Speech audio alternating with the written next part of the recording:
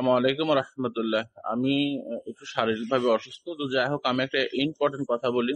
সেটা হচ্ছে ইনকিউবেটরের জন্য হিউমিডিফায়ার লাগে। অনেক সময় আপনারা হিউমিডিফায়ার নষ্ট হওয়ার পরে আবার একটা অর্ডার দেন। হিউমিডিটির সাথে তো আর একটা অ্যাডাপ্টার দেয়, তাই না? যখন প্রথমে হিউমিডিফায়ার কিনবেন তখন হিউমিডিফায়ার দিবে, তার সাথে হিউমিডিফায়ারটা চালানোর জন্য, এটা চালু করার জন্য একটা অ্যাডাপ্টার লাগে। হিউমিডিটি তো ডাইরেক্ট কারেন্টে দেওয়া যায় না। তো সেই ক্ষেত্রে পরবর্তী যদি হিউমিডিটিটা নষ্ট হয়ে যায় আবার আর একটা অর্ডার দেন। তো আপনারা মনে করেন হিউমিডিটির সাথে আবার অ্যাডাপ্টার নেন, কিন্তু এটা করার দরকার নেই। আপনি তাহলে ডবল খরচ হয়ে যাবে।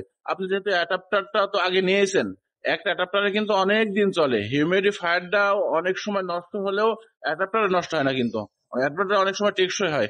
যার কারণে পরবর্তী যখন হিউমিডিফায়ার কিনতে যাবেন তখন উল্লেখ করে যে দোকানে অর্ডার দিবেন, বলবেন ভাই আমি অ্যাডাপ্টার নেব না, শুধু আপনি হিউমিডিফায়ারটা দেন। হ্যাঁ, তাহলে আপনার কিন্তু অর্ধেক টাকা বেঁচে যাবে।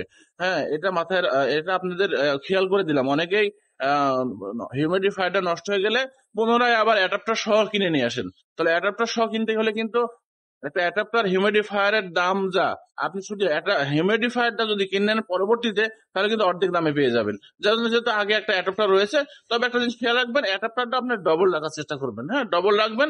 পরবর্তী যখন কিনবেন তাহলে শুধু হিউমিডিফায়ারটা কিনলে আপনাদের হয়ে যাবে। যার জন্য অনেকেই জানে না, এটা অবগতি করলাম আপনাদের। আসসালামু আলাইকুম রহমতুল্লাহ।